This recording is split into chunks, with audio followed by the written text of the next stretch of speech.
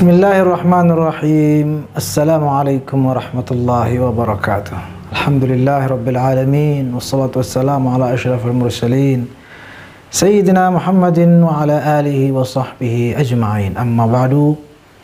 Muslimin muslimat, mukminin mukminat, pemirsa Selaparang TV dimanapun berada, puji syukur kehadirat Allah Subhanahu wa taala, kita masih diberi kesempatan untuk berjumpa kembali dalam program Umat Bertanya Ulama Menjawab ini. Mudah-mudahan selalu membawa kemanfaatan dan keberkahan bagi kita semua. Amin ya rabbal alamin.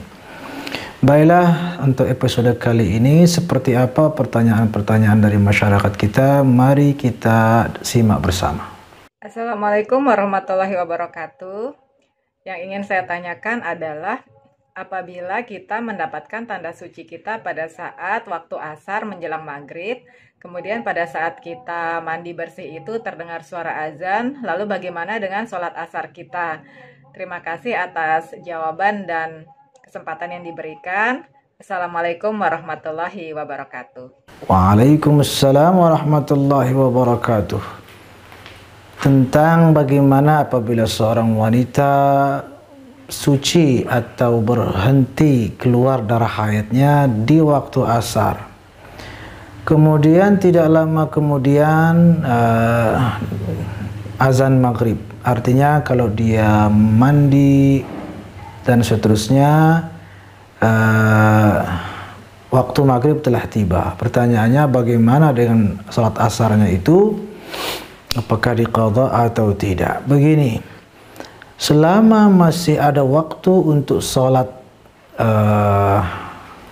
yang pada waktunya itu, walaupun satu rakaat saja, karena dalam hadis dikatakan faqad adrakas shalah, orang yang dapat satu rakaat saja. Misalnya kita sholat asar di akhir-akhir waktunya karena satu dan lain hal,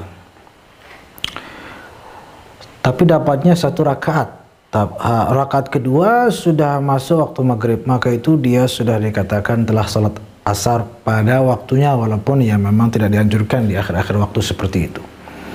Jadi jika memang masih ada waktu walaupun untuk satu rakaat, tetap dia harus sholat pada waktu itu. Dan jika memang keburu azan karena dia menunda atau mandinya lama dan semacamnya itu, maka dia harus mengqadha sholat asarnya, bahkan juga dengan sholat zuhurnya juga sekalian. Karena wanita haid kan ketika dia bersih di waktu asar, maka dia harus qadha beserta zuhurnya. Ketika dia bersih di waktu isya, dia harus qadha beserta, atau maksudnya dia harus sholat isya beserta mengqadha maghribnya. Karena dua sholat itu, maghrib, isya dan zuhur dan asar, adalah dua sholat yang dapat dijamak ya. Maka dari pertanyaan tadi, maka jawabannya adalah dia wajib mengqadha sholat asarnya, juga mengqadha sholat zuhurnya. Mudah-mudahan dapat dipahami. Dan pertanyaan berikutnya ya, sudah masuk melalui aplikasi WhatsApp ya. Ya, ini sebagai berikut. Assalamualaikum warahmatullahi wabarakatuh. Ini dari Medan sepertinya ya. Apakah diterima taubat seseorang jika ia sengaja melakukan banyak kemaksiatan di waktu muda, namun di dalam hatinya dia berazam untuk melakukan taubat di waktu ia tua nanti? Mohon penjelasannya. Gimana ya? Ketika dia berazam melakukan taubat di waktu ia tua nanti, itu ya bukan disebut taubat. Bukan disebut taubat. Itu dia masih melakukan maksiat dan menunda-nunda kebaikan, apalagi menunda-nunda taubat, menunda istighfar, menunda mohon ampun. Itu juga dosa sendiri. Sengaja udah besok saja, itu namanya meremehkan. Para ulama menjelaskan dosa yang kecil jika diremehkan bisa menjadi besar. Bahkan dosa kecil jika dilakukan terus-menerus juga menjadi besar. Ketika memang pada saatnya nanti dia benar-benar bertobat, maka ya Allah Subhanahu wa taala Maha Pengampun. Tetapi kan siapa yang menjamin umurnya sampai ke waktu yang sudah direncanakan? Itu masalahnya. Siapa? Anda kok bisa yakin sekali, sudah kalau sudah tua saya. Ya syukur kalau memang sampai tua diberikan umur. Dan syukur kalau taubatnya juga diterima kelak ketika sudah tua. Bisa saja tidak diterima. Karena taubat juga dikira hal yang seperti membalikkan tangan lalu diampuni semua dosa. Tidak. Taubat itu juga harus ada penyesalan mendalam. Taubat itu harus betul-betul azamnya kuat untuk mengakhiri maksiat dan betul-betul tidak mengulangnya lagi. Jadi ada koneksi yang kuat dan ada penyesalan yang mendalam. Kalau seperti itu dia nanti saja, berarti dia tidak menyesali, dia menikmati. Dan ketika sudah tua nanti barangkali udah saya taubat sekarang, itu cukuplah dosa-dosa. Seperti itu bukan penyesalan namanya. Seperti itu dia malah setengah ada tersirat seperti malah senang gitu. Sudah dikasih kesempatan menikmati dosa dan dikasih kesempatan untuk bertaubat, dikasih umur dan lain sebagainya. Bisa jadi kalau syarat-syarat taubatnya tidak terpenuhi, malah tidak diterima oleh Allah Subhanahu wa taala. Karena itu kalau sudah berbuat dosa langsung bertaubat, langsung memohon ampun kepada Allah dan langsung memperbanyak kebaikan agar kapanpun tiba ajalnya maka insyaallah dalam keadaan husnul khatimah. Amin ya rabbal alamin. Bismillahirrahmanirrahim. Assalamualaikum warahmatullahi wabarakatuh. Tuan Guru, yang mau bertanya, bagaimana cara kita membedakan mana dukun dan mana belian? Dan apakah belian itu ada yang memandikan pasiennya atau menjampinya sampai muntah-muntah? Katanya mau mengeluarkan penyakit yang ada di dalam tubuhnya. Mungkin cuman itu Tuan Guru. Assalamualaikum warahmatullahi wabarakatuh.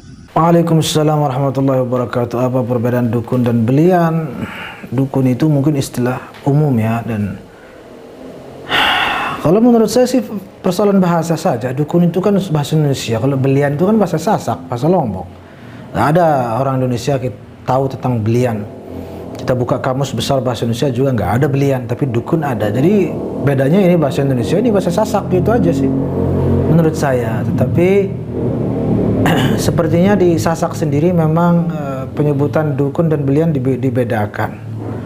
Allah alam, saya tidak begitu menggeluti dunia itu, tapi berdasarkan konsultasi dengan teman-teman, memang di Sasak ini belian itu lebih spesifik. Dia spesialisasinya untuk yang melahirkan itu ya, yang membantu bidan, itu disebut dengan belian. Atau mungkin kalau di Indonesia kan ya dukun beranak, itu ya dukun melahirkan ya.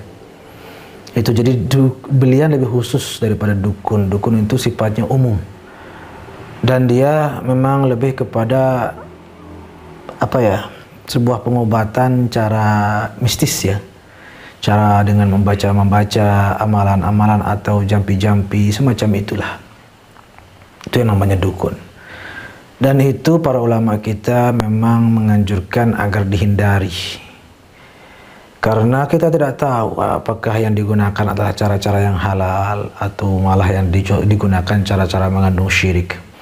Kalau Anda bisa memastikan bahwa cara-caranya adalah cara-cara yang halal, menggunakan Quran, Sunnah, menggunakan doa-doa dari hadis, dari Al-Quran, dari Asmaul Husna, ya, dan orangnya, ya, pelakunya itu orang soleh, rajin sholat dan lain sebagainya, ya silahkan. Tapi kalau nggak keru-keruan modelnya, seperti belum mandi 2 tahun, terus mengerikan gitu rupanya, itu hindari sajalah. Ya. Tadi dikatakan juga bagaimana dengan yang apakah ada yang sampai muntah-muntah dan memandikan pasien. Allahu a'lam. Memang sih kalau kita telaah di beberapa sumber, memang ada jenis pengobatan dengan cara dimandikan. Antara lain penyakit ain, penyakit sihir, itu kan ada itu yang diajarkan dalam Islam juga, memandikan dengan air bidara atau memandikan dengan air yang sisa yang digunakan oleh orang yang itu kan diajarkan itu ada penyakit ain itu juga dengan proses memandikan. Jadi ada yang benar, ada juga yang menggunakan cara-cara teknis mandi juga, tapi mungkin bacaannya atau wasilahnya, perantaranya itu yang beda, ya. Makanya kita harus sehati-hati mungkin. Begitu juga dengan muntah-muntah, ya saya lebih tidak tahu lagi soal muntah-muntah itu. Allahu a'lam. Mungkin memang ada, kita dengar waktu saya di Mesir ada kisah. Saya dengar bahwa ada murid yang ada seorang yang curhat kepada gurunya, dan gurunya ini waliullah, orang soleh, menceritakan bahwa istrinya sedang sakit, sedang tumor atau sedang kanker dan lain sebagainya. Ternyata gurunya ini, orang soleh ini tiba-tiba muntah gitu, muntah, dan ditanya-tanya, kenapa beliau, kenapa? Ternyata dikatakan bahwa beliau atau orang soleh gurunya itu memuntahkan penyakit istrinya, sehingga ketika orang yang curhat ini pulang, ternyata ditemukan istrinya sehat. Nah, berdasarkan cerita yang saya pernah dengar langsung dulu waktu di Mesir, ya bisa jadi. Tapi itu juga tidak lepas dari adanya cara yang atau wasilah yang benar, ada juga yang tidak benar. Kalau dilakukan oleh orang saleh atau seperti saya katakan tadi, silahkan. Tapi kalau orang yang tidak beres, tidak pernah kelihatan ibadah, apalagi kelihatan minuman keras, terus ketawa-ketiwi dengan suara yang mengerikan. Kan ada juga ya model-model dukun seperti itu. Nah, itu sebaiknya dihindari. Jangan-jangan dia menggunakan cara-cara yang syaitani istilahnya, ya, yang bersumber dari syaitan. Na'udzubillah thumma na'udzubillah. Baiklah, pertanyaan selanjutnya kita akan dengarkan setelah jeda berikut ini. Tetap bersama kami.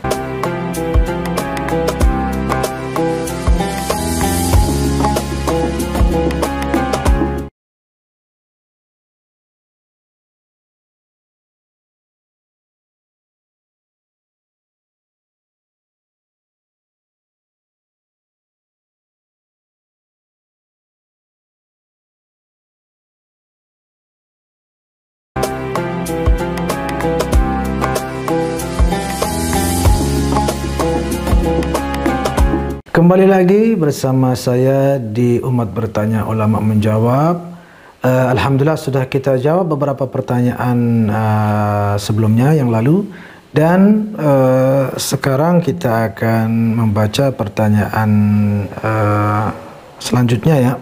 Ini sudah masuk melalui teks WhatsApp, ya. Ya, ini Assalamualaikum warahmatullahi wabarakatuh. Saya Aisyah Syahida dari Sekeloa, gimana mungkin bacanya, Selatan, Coblong, Bandung. Masya Allah. Ini dari luar daerah ini. Alhamdulillah sudah mengirimkan pertanyaan. Izin bertanya Pak Ustaz, akhir-akhir ini sedang ramai di media sosial tentang keberadaan telaga Izik, ya mohon maaf, atau Bir Izik di Quba, Madinah, yang konon katanya telaga tersebut pernah diludahi Rasulullah SAW hingga airnya menjadi seperti rasa air zam-zam. Apakah sahih kisah tersebut dan sebenarnya bagaimana kisahnya? Mohon penjelasannya. Sekian, Assalamualaikum warahmatullahi wabarakatuh. Waalaikumsalam warahmatullahi wabarakatuh. Saya jujur tidak mengikuti apakah memang benar lagi ramai-ramai, lagi hangat perbincangannya. Tetapi sumur ini sudah ada sejak dahulu kala, dan waktu kita di Mekah itu kadang-kadang kita kunjungi juga, dan banyak dikunjungi oleh para pengunjung, ya, para peziarah. Tak terkecuali jamaah haji, kadang-kadang ada juga yang mencarinya dan menziarahinya dan mengambil berkah di sana. Dan tidak hanya sumur Izik itu saja yang berada di sebelah baratnya Masjid Quba, ya, di Madinah, barat selatan lah sedikit, itu memang ada namanya sumur Izik. Sumur dia modelnya, ya, atau memang bentuknya seperti telaga, seperti kolam, tapi disebut dengan bi'r atau sumur. Dan tidak hanya di sana, ada juga sumur yang juga diyakini, dipercaya sebagai sumur yang pernah diludahi oleh Rasulullah SAW, yaitu namanya sumur Ar-Rawha di perjalanan dari Mekah menuju Madinah, sekitar 70 atau 80 kilo dari Madinah. Ada lagi sumur namanya Bi'rul Taflah di tempat yang lain. Jadi ada barangkali 3 sumur di wilayah sana di antara Mekah dan Madinah yang dipercaya pernah Rasulullah SAW beristirahat di sana ketika hijrah dari Mekah ke Madinah. Seperti sumur Izik ini juga memang ada riwayatnya, beliau berjumpa dengan sejumlah sahabat di sana atau disambut oleh sahabat di sana, di di Bir Izik itu. Adapun yang diludahi oleh Nabi yang masyhurnya justru riwayat di sumur Ar-Rawha itu, sama sumur namanya sumur Taflah. Di tempat yang lain juga di tengah padang pasir, juga di situ tempat Nabi beristirahat. Riwayatnya dikatakan bahwa karena perjalanan musafir itu unta atau kuda yang dikendarai oleh Rasulullah SAW beserta para sahabat itu kehausan, lalu menuju ke sumur tersebut dan ternyata sumurnya airnya asin. Ya, kurang lebih seperti itu yang pernah saya baca, airnya asin. Nah, mukjizat Rasulullah SAW diludahi sumur itu, maka airnya berubah seketika dari asin menjadi tawar dan dan nikmat serta juga wangi dan dapat dinikmati, dapat diminum oleh manusia maupun hewan. Jadi memang ada riwayatnya. Bahkan yang tidak kalah menarik untuk dikisahkan terkait ini, ada seseorang yang tidak beriman pada Nabi dan mengatakan, Nabi Muhammad itu berludah ke sumur langsung keluar bau wangi-wangian, saya juga bisa kalau begitu, katanya sok-sokan. Ternyata apa yang terjadi, dia manusia ini berludah ke sumur yang tawar dan tidak ada baunya, atau tidak ada bau busuknya, tidak ada bau harumnya juga. Biasa, setelah diludahi malah keluar bau busuk, bau bangkai yang nauzubillah. Jadi itu diberikan ihanah oleh Allah Subhanahu wa taala. Jadi kejadian luar biasa juga, tapi bukan untuk menguatkan, membenarkan, tapi justru untuk menjatuhkan orang tersebut. Jadi soal sumur-sumur itu sebenarnya sudah ada dari dulu dan diziarahi banyak orang. Ada 3 sumur, bahkan bukan hanya Izik saja yang di Kuba, tapi ada namanya Rawha, bisa dicari. Dan ada namanya sumur At-Taflah. Itu juga diyakini seperti itu, ada riwayat-riwayatnya dan boleh sekali mengambil berkah di situ karena di tempat itu adalah tempat yang pernah dikunjungi atau disinggahi oleh orang mulia seperti baginda Rasulullah sallallahu alaihi wasallam. Mudah-mudahan kita semua mendapatkan syafaat beliau kelak di akhirat nanti. Amin ya rabbal alamin. Assalamualaikum warahmatullahi wabarakatuh. Ustadz izin bertanya, sebelumnya ada 2 pertanyaan yang ingin Tiang ajukan. Yang pertama, apakah boleh bagi seorang muslimah yang dalam keadaan haid mengikuti kegiatan yang ada di dalam masjid dengan alasan karena kegiatan tersebut sangat penting. Yang kedua, apakah boleh menjamak sholat bagi perempuan yang dalam keadaan istikhadah? Sekian, Assalamualaikum warahmatullahi wabarakatuh. Waalaikumsalam warahmatullahi wabarakatuh. Ini juga pertanyaan yang bagus karena sering dialami mungkin oleh banyak saudari-saudari kita. Antara lain ada kegiatan penting, pengajian, sementara dia pengen hadir pengajian di masjid tapi sementara dia sedang haid. Bagaimana itu? Baik, jadi begini, saya mencoba menyederhanakan dan merangkum saja.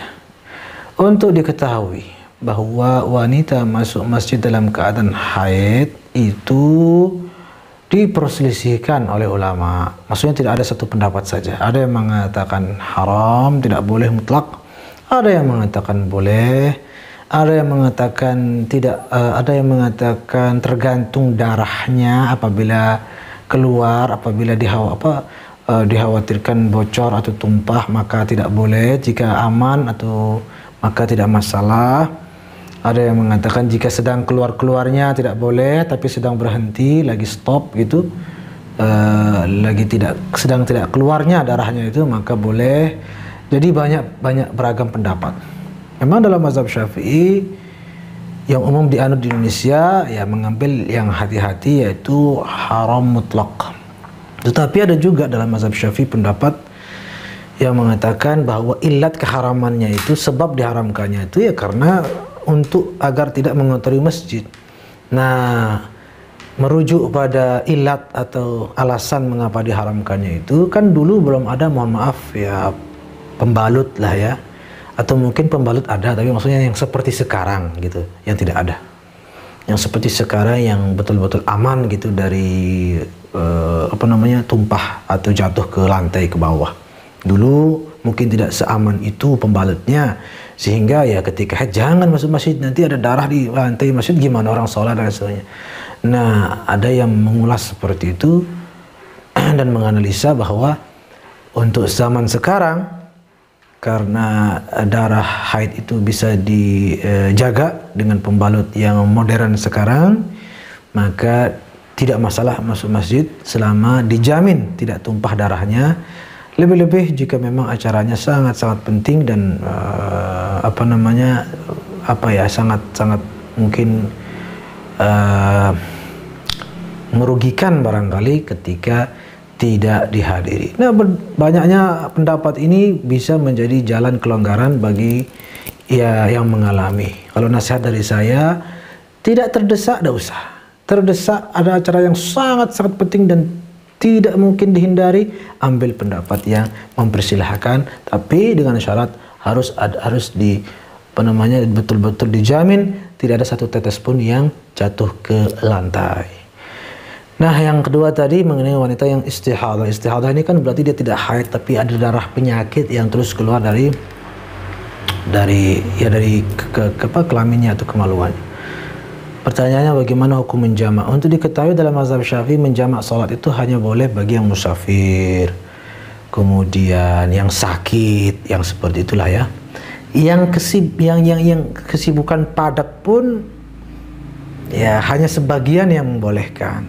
Itu pun dengan syarat tidak sering. Sekali waktu, acaranya sekali setahun, acara nikah, acara besar yang agak repot barangkali suasananya, kepanitiaannya, sehingga di sana dalam keadaan seperti itu boleh dijamak, tapi dengan syarat itu tadi betul-betul acaranya sekali setahun, sekali seumur hidup. Jarang-jarang lah, jangan sering-sering. Nah, yang darah istihadah tidak termasuk di situ, tidak termasuk yang boleh menjamak sholat. Tetapi agar saya juga amanah dalam menyampaikan, memang ada persepsi atau ulasan, analisa dari sejumlah atau sebagian ulama yang mengkategorikan darah istihadah ini masuk dalam bagian tadi yang sakit itu. Namun tidak dianjurkan lah. Jika keadaan terdesak, silahkan pakai pendapat yang boleh menjamak, tapi dengan syarat ketika sholat itu betul-betul sebelumnya sudah dibersihkan dan ditutup serapat mungkin, jangan sampai ada yang keluar ketika sedang melaksanakan sholat. Mudah-mudahan dapat dipahami dan mudah-mudahan Allah Subhanahu wa taala mengabulkan segala amal ibadah kita. Amin ya rabbal alamin. Assalamualaikum warahmatullahi wabarakatuh. Yang ingin saya tanyakan adalah bagaimana kualitas zikir kita jika kita melakukannya itu hanya di dalam hati gitu, tanpa hitungan gitu. Karena seringkali saya itu lebih menikmati atau lebih meresapi zikir yang tidak dihitung gitu, karena kalau menghitung kadang lebih fokus ke hitungannya. Terima kasih atas jawaban dan waktunya. Wassalamualaikum warahmatullahi wabarakatuh. Waalaikumsalam warahmatullahi wabarakatuh.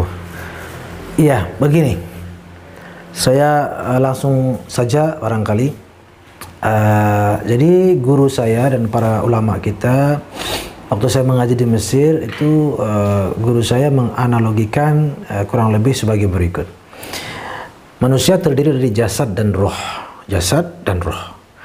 Jasad dan roh sama-sama harus disehatkan, harus diberi makanan bergizi, dan harus diberi obat jika dia sakit. Jasad harus diberi makan.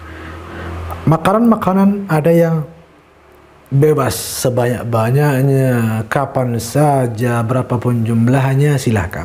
Tapi jangan lupa ada juga jenis makanan yang